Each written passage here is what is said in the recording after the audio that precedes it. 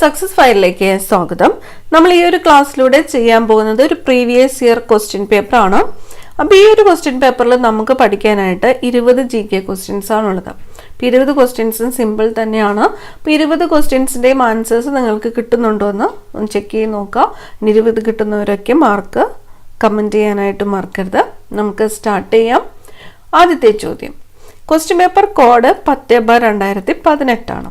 ആദ്യത്തെ ചോദ്യം, താഴെ കൊടുത്തിരിക്കുന്നവയിൽ ഉത്തരായന രേഖ കടന്നു പോകുന്ന ഇന്ത്യൻ സംസ്ഥാനം. ഉത്തരായന രേഖ കടന്നു പോകുന്ന ഇന്ത്യൻ സംസ്ഥാനം.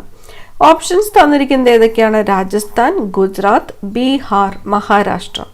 ഇതിൽ ഉത്തരായന രേഖ കടന്നു പോകുന്ന ഇന്ത്യൻ സംസ്ഥാനം ഏതാണ്? ഗുജറാത്ത് ആണ്. ഓപ്ഷൻ ബി ആണ് ഉത്തരം, ഗുജറാത്ത്. അടുത്ത ചോദ്യം, Tata iron and steel company സ്ഥിതി ചെയ്യുന്നത്. Tata iron and steel company എവിടെയാണ് സ്ഥിതി ചെയ്യുന്നത്? ഉത്തരം വരുന്നത് ഓപ്ഷൻ സി ആണ്, ജംഷഡ്പൂർ ആണ്. ജംഷഡ്പൂർ ആണ് Tata iron and steel company സ്ഥിതി ചെയ്യുന്നത്. അടുത്ത ചോദ്യം, ദക്ഷിണ റെയിൽവേയുടെ ആസ്ഥാനം. ദക്ഷിണ റെയിൽവേയുടെ ആസ്ഥാനം ഏതാണ്? ചെന്നൈ ആണ്. ദക്ഷിണ റെയിൽവേയുടെ ആസ്ഥാനം ചെന്നൈ. ഏറ്റവും നീളം കൂടിയ ഉപദ്വീപീയ നദി. ഏറ്റവും നീളം കൂടിയ ഉപദ്വീപീയ നദി. ഓപ്ഷൻ ബി ആണ് ഉത്തരം, ഗോദാവരിയാണ്. ഗോദാവരി നദിയാണ് ഏറ്റവും നീളം കൂടിയ ഉപദ്വീപീയ നദി. അടുത്ത ചോദ്യം, ഇന്ത്യയുടെ ഒന്നാം സ്വാതന്ത്ര്യ സമരം എന്ന് അറിയപ്പെടുന്നത്. പിന്നെ അത് തന്നിരിക്കുന്ന ഓപ്ഷൻസ് ഏതൊക്കെയാണ്? പഴശ്ശി വിപ്ലവം, ക്വിറ്റ് ഇന്ത്യ പ്രസ്ഥാനം, 1857 വിപ്ലവം, കുറിച്യർ കലാപം. ഇന്ത്യയുടെ ഒന്നാം സ്വാതന്ത്ര്യ സമരം എന്നറിയപ്പെടുന്നത് ഏതാണ്? 1857 വിപ്ലവമാണ് ഇന്ത്യയുടെ ഒന്നാം സ്വാതന്ത്ര്യ സമരം എന്ന് അറിയപ്പെടുന്നത്. ഓപ്ഷൻ സി, 1857 വിപ്ലവം.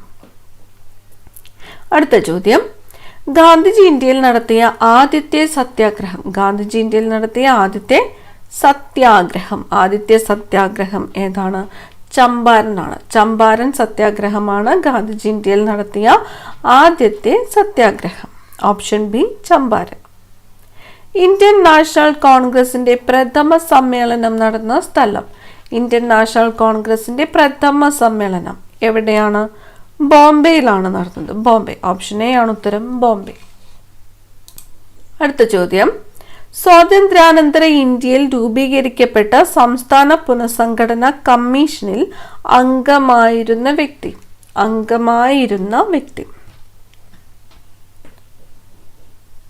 ആരാണ്? സർദാർ KM പണിക്കറാണ്. സർദാർ KM പണിക്കർ. സ്വാതന്ത്ര്യാനന്തര ഇന്ത്യയിൽ രൂപീകരിക്കപ്പെട്ട സംസ്ഥാന പുനഃസംഘടനാ കമ്മീഷനിൽ അംഗമായിരുന്നത് സർദാർ KM പണിക്കർ. കേരളത്തിൽ ഉപ്പ് സത്യാഗ്രഹം നടന്ന സ്ഥലം. കേരളത്തിൽ ഉപ്പ് സത്യാഗ്രഹം നടന്നത് പയ്യന്നൂരാണ്. പയ്യന്നൂരാണ് കേരളത്തിൽ ഉപ്പ് സത്യാഗ്രഹം നടന്ന സ്ഥലം. അടുത്ത ചോദ്യം, മലബാർ ലഹളയുമായിട്ട് ബന്ധപ്പെട്ട സംഭവം ഏതാണ്? മലബാർ ലഹള. ഓപ്ഷൻസ് തന്നിരിക്കുന്നത് ചൗരി ചൗര സംഭവം, ജാലിയൻ വാലാബാഗ് കൂട്ടക്കൊല, വാഗൻ ട്രാജഡി, ഖിലാഫത്ത് പ്രസ്ഥാനം. മലബാർ ലഹളയുമായിട്ട് ബന്ധപ്പെട്ടത് ഓപ്ഷൻ സി ആണ്, Wagen tragedy. Option C, Wagen tragedy. അടുത്ത ചോദ്യം, കേരള നവോത്ഥാനത്തിന്റെ പിതാവായി അറിയപ്പെടുന്നത്. കേരള നവോത്ഥാനത്തിന്റെ പിതാവ് ശ്രീനാരായണ ഗുരുവാണ്. ശ്രീനാരായണ ഗുരുവാണ് കേരള നവോത്ഥാനത്തിന്റെ പിതാവായിട്ട് അറിയപ്പെടുന്നത്. ഓപ്ഷൻ ബി, ശ്രീനാരായണ ഗുരു. കേരള ഗാന്ധി എന്നറിയപ്പെടുന്നത് ആരാണ്? കേരള ഗാന്ധി കേളപ്പനാണ്. കേളപ്പനാണ് കേരള ഗാന്ധി എന്ന് അറിയപ്പെടുന്നത്. Option C, Kelappan. താഴെ കൊടുത്തിരിക്കുന്നവയിൽ മൗലികാവകാശങ്ങളിൽ പെടാത്തത് ഏതാണ്? മൗലികാവകാശങ്ങളിൽ പെടാത്തത്. ഓപ്ഷൻസ്: സ്വാതന്ത്ര്യത്തിനുള്ള അവകാശം, സമത്വത്തിനുള്ള അവകാശം, മതസ്വാതന്ത്ര്യത്തിനുള്ള അവകാശം, തുല്യ ജോലിക്ക് തുല്യ വേതനം ലഭിക്കുന്നതിനുള്ള അവകാശം. ഇതിൽ മൗലിക അവകാശങ്ങളിൽ പെടാത്തത് സ്വാതന്ത്ര്യം മൗലികാവകാശമാണ്, സമത്വത്തിനുള്ളത് മൗലികാവകാശമാണ്, മതസ്വാതന്ത്ര്യത്തിനുള്ള അവകാശം മൗലികാവകാശമാണ്. അപ്പോൾ മൗലികാവകാശങ്ങളിൽ പെടാത്തത് ഓപ്ഷൻ ഡി ആണ്. തുല്യ ജോലിക്ക് തുല്യ വേതനം ലഭിക്കുന്നതിനുള്ള അവകാശമാണ് മൗലികാവകാശങ്ങളിൽ പെടാത്തത്. അടുത്ത ചോദ്യം, ഇന്ത്യൻ ഭരണഘടനയുടെ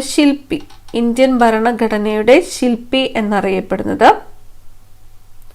ഡോക്ടർ ബി ആർ അംബേദ്കർ ആണ്. ഓപ്ഷൻ എ ആണ് ഉത്തരം, ഡോക്ടർ ബി ആർ അംബേദ്കർ. ഇന്ത്യയിൽ വിവരാവകാശ നിയമം നിലവിൽ വന്ന വർഷം. വിവരാവകാശ നിയമം നിലവിൽ വന്നത് 2005 2005 ഇന്ത്യയിൽ വിവരാവകാശ നിയമം നിലവിൽ വന്നത്. അടുത്ത ചോദ്യം, ദേശീയ തലത്തിൽ അഴിമതി തടയുന്നതിനായിട്ട് നിലവിൽ വന്ന സ്ഥാപനം. ദേശീയ തലത്തിൽ നിലവിൽ വന്നത് ഏത് സ്ഥാപനമാണ്? ലോക്പാൽ ആണ് ദേശീയ തലത്തിൽ അഴിമതി തടയുന്നതിനായിട്ട് നിലവിൽ വന്ന സ്ഥാപനം. Option B Lokpal. ഭരണഘടനാ ദിനമായിട്ട് ആചരിക്കുന്നത്. ഭരണഘടനാ ദിനം നവംബർ 26 ഭരണഘടനാ ദിനമായിട്ട് ആചരിക്കുന്നത്. ഓപ്ഷൻ ഡി ആണ് ഉത്തരം, നവംബർ 26 ഭരണഘടനാ ദിനം. അടുത്ത ചോദ്യം, കേന്ദ്ര റെയിൽവേ മന്ത്രി ആരാണ് ഇപ്പോഴത്തെ കേന്ദ്ര റെയിൽവേ മന്ത്രി? ശ്രീ അശ്വിനി വൈഷ്ണവാണ്. അശ്വിനി വൈഷ്ണവാണ് ഇപ്പോഴത്തെ കേന്ദ്ര റെയിൽവേ മന്ത്രി, ശ്രീ അശ്വിനി വൈഷ്ണവ്. അടുത്ത ചോദ്യം, കെ ആർ മീരയ്ക്ക് വയലാർ അവാർഡ് നേടിക്കൊടുത്ത കൃതി ഏതാണ്?